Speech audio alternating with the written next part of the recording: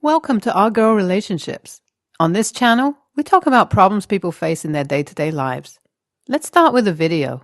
The relationship between me, 20, and my elder sister, 24, was never smooth, and all I remember from our childhood is us fighting over every little issue.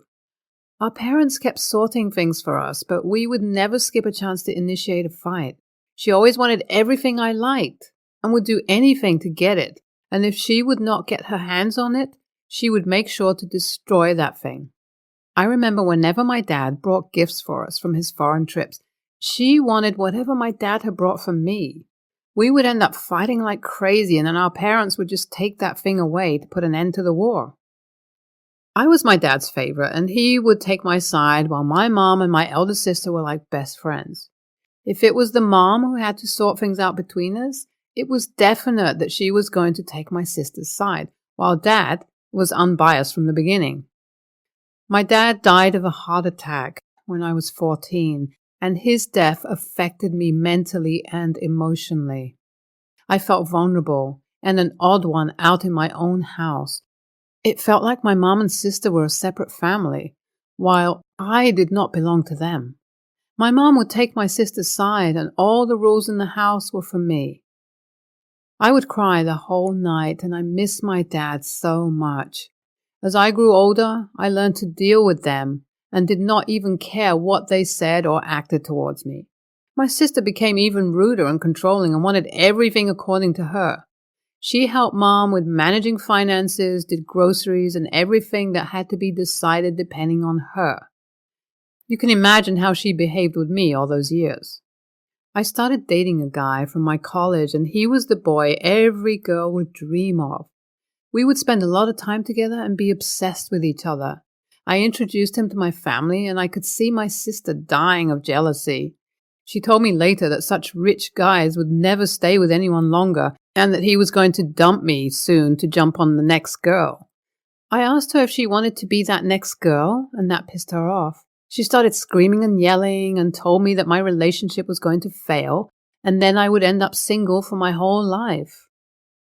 It butthurt whenever I brought gifts home which my boyfriend would give me and when he would deliver anything to my house.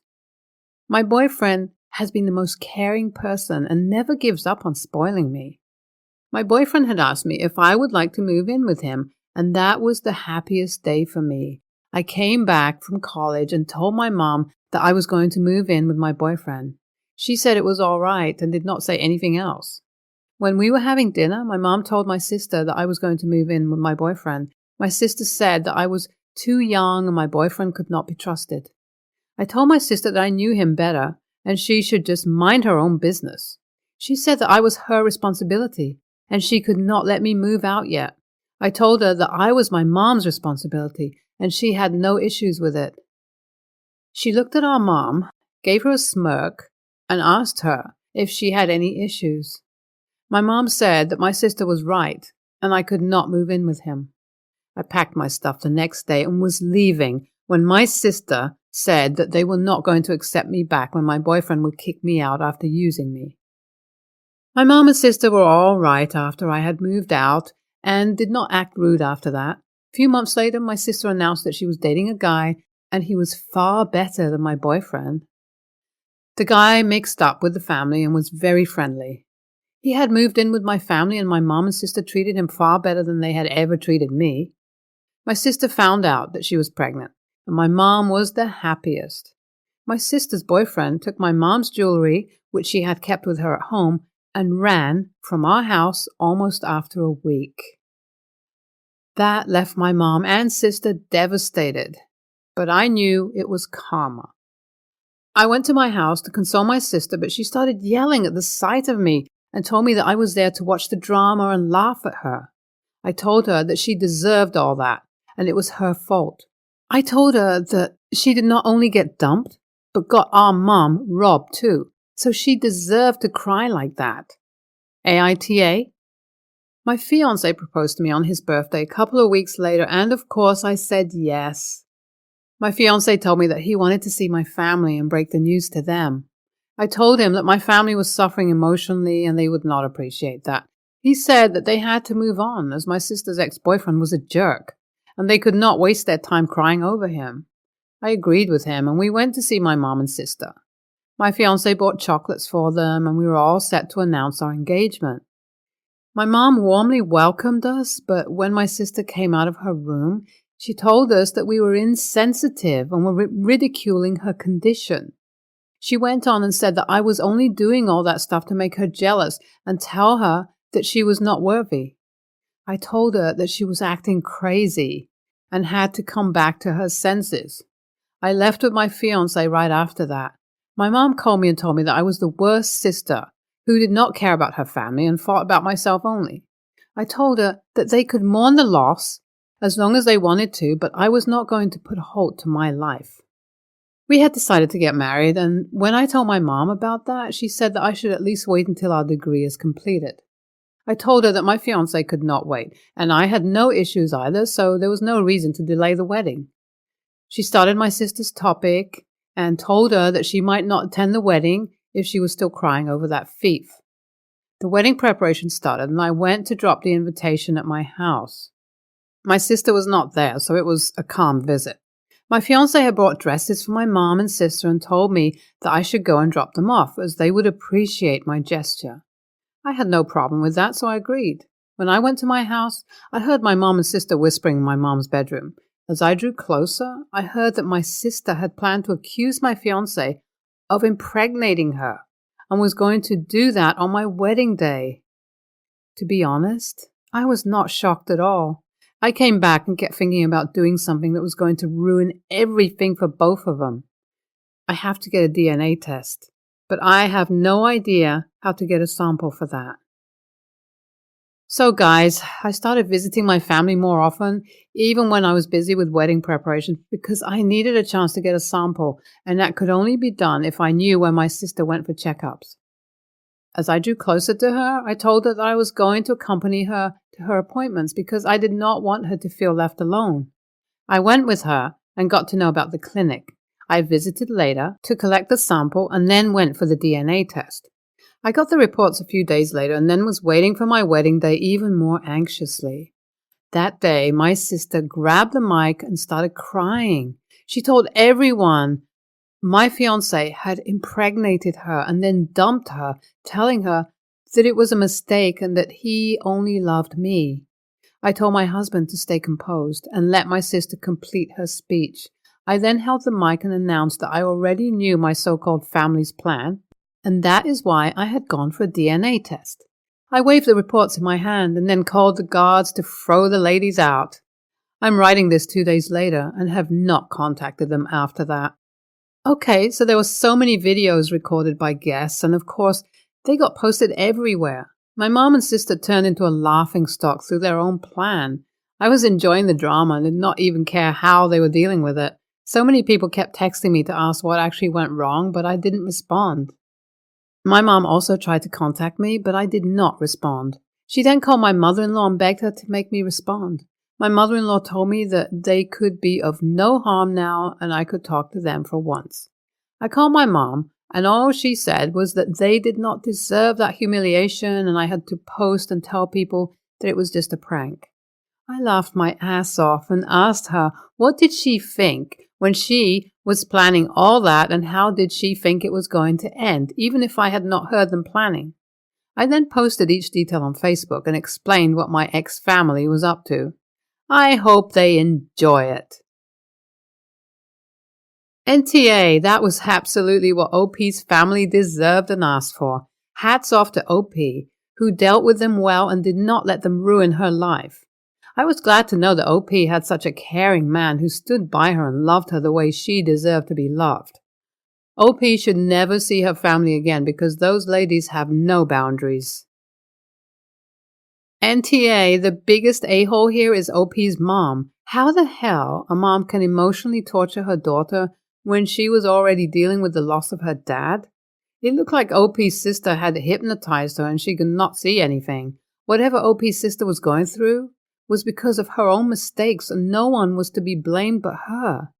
They are going to spend the rest of their life with their bullshit.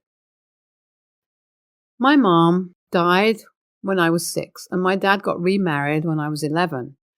My stepmom has always been really great. She married a guy with young kids, but never tried to take over or place herself into the family where my mom once was. She created a new slot, a different slot, and she made it work. But my dad's parents have always been pretty old school in their thinking. They used to see it as disrespectful that we called our stepmom Jean, or that she didn't adopt us. My dad and stepmom's wedding was sort of rushed because Jean was pregnant and my dad was due to have surgery on his back. So they did a very quick courthouse thing. Fast forward, and it's been about 30 years since they married, and my grandparents are giving her crap.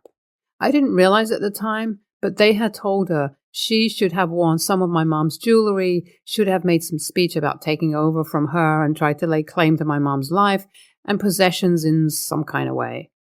The next 20 seconds of this video is sponsored by Tea Burn. Imagine if your favorite tea, whatever that may be, could help ignite your metabolism and promote fat burning for the rest of the day, all while supporting your health and immunity, mood and feeling of well-being, focus and cognitive function. Try Tea Burn at almost $1 a day and with a no questions asked 100% money-back guarantee. Visit www.teaburntrial.com or just click on the link in the first comment below. They said it would be comforting for us and show how much she respected her mom and appreciated that she was taking over for her. The whole thing is so damn weird and gross. I'm talking about both my mom and Jean. I can't imagine my mom would want Dad's second wife taking all the stuff she left behind for herself, instead of it being for her kids. Even more to make a speech that to me sounds a lot like, "You stay dead, this is mine now." And for Jean, she's not my mom. She's a different person. She will always be reminded that she only came because of heartache and pain, that she wasn't the first wife. She's not the mother. She's not the one we all have cried for and missed and wished we could have back. It has never bothered her, but I'm sure it was awkward at first. To find a place that respected that while also making her feel like she truly belonged and wasn't second best. But my grandparents essentially wanted her and still want her to become the person our mom was, instead of being her own unique person, on a day where she is celebrating her marriage to Dad and not my parents' marriage. So when I heard this being sad, and my dad was never aware of what went on, I told him it was creepy to expect her to take over another person's life like that, and that it's disgusting to try and bring someone down for not wanting to disrespect someone else's memory. I pointed out that trying to be them, trying to take over and replace them, is disrespectful and not some great honor. I also told them that Jean never tried to be our mother because she knew, always, that she wasn't, and she could never be. But she could be Jean, and she could be something different but important to our family. My grandparents are pissed. My dad could not believe it when he found out. He was so mad at his parents. Other family members are saying I took it all out of context and that I was the one being disrespectful to my grandparents and to Jean. AITA?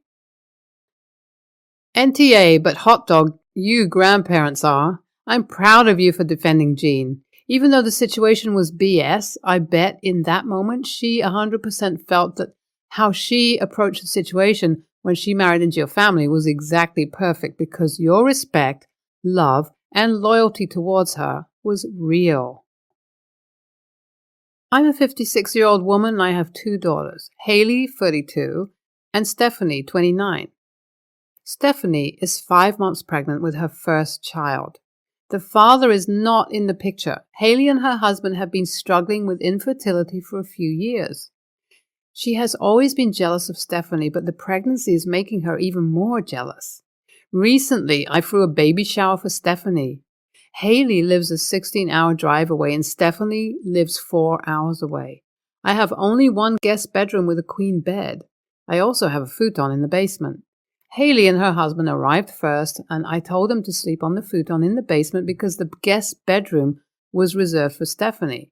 I made up the futon with extra padding and thick blankets to make it as comfy as possible for them. Haley threw a fit because they drove 16 hours and I told her that Stephanie needed a comfortable bed because she's pregnant. Haley didn't listen, and she and her husband went into the guest bedroom to take a nap. They woke up and made the bed, then moved to the basement before Stephanie arrived. But Stephanie wasn't happy when she found out that her bed had already been slept in. They got into a small argument over that, and Haley accused me of playing favorites. I explained that she has never been pregnant, so she doesn't understand how taxing pregnancy can be on the body. The next morning, as we were getting ready for the baby shower, Stephanie saw on Instagram that the baby's father had found himself a new girlfriend. I spent an hour consoling her while Haley and her husband set up everything. I came downstairs and Haley started complaining about what a drama queen Stephanie is, and I'm enabling her. I told her that if she was going to keep up her negative attitude, she'd better leave because I wasn't going to let her ruin the baby shower. They left in a huff. When some of the guests asked why Haley wasn't there, I told them the truth, and a few thought that I was being too harsh.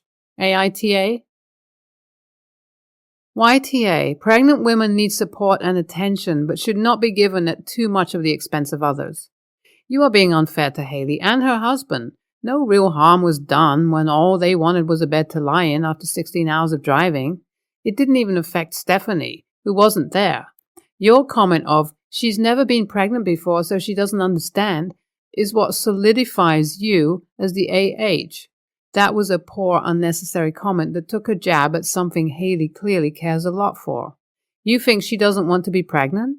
It's like telling a blind man we need sunglasses and then saying, "Oh, you've never seen the sun before, you don't know how taxing it is to stare at it." You definitely should talk to Haley about it and apologize for the insensitive comment. I read it and it hurt for me, and I'm not even a woman. YTA, after a 16-hour drive, you should have put them up in the guest room or told them to get a motel ahead of time. Also, a dick move to throw the fact that Haley has never been pregnant in her face like that.